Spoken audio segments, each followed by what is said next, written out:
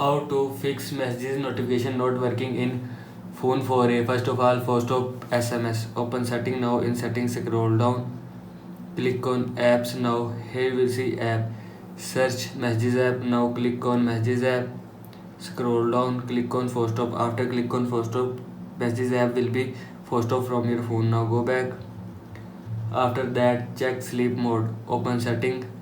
Scroll down. Click on home screen and lock screen.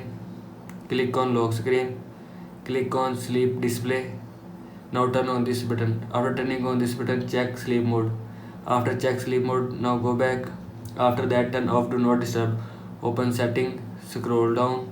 Click on sounds and vibration. Click on do not disturb. And if you want to turn off do not disturb, then click on turn off now. After click on turn off now, do not disturb will be turned off from your phone. This is how you can fix message notification not working in phone 4a. I hope so you like this video, and thanks for watching this video.